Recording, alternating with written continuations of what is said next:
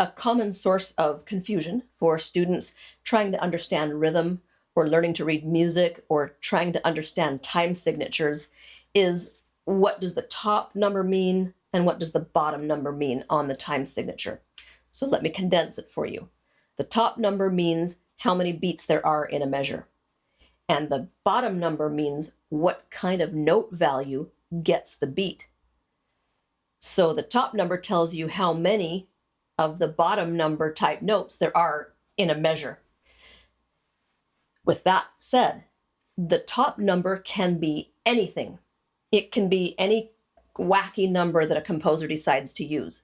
There are some that are more common than others, but there's no limit. It can be anything.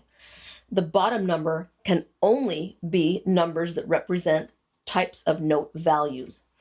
So you can only have a 1, a 2, a 4, an 8, a 16, a 32, a 64, or 128. Those big numbers are very rare. I haven't even seen 64 on the bottom or 128 on the bottom, but theoretically they're possible. A 1 on bottom would mean a whole note gets the beat. A 2 would mean half note gets the beat.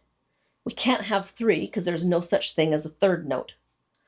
I could have 4 on bottom. That means the quarter note gets the beat. Can't have 5, 6, or 7.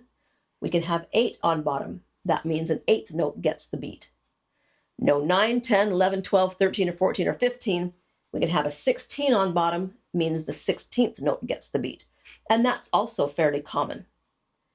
So you'll mostly see between 2 and 16 on bottom, 2, 4, 8, and 16. None of the in-between numbers on bottom, but any kind of number can go on top.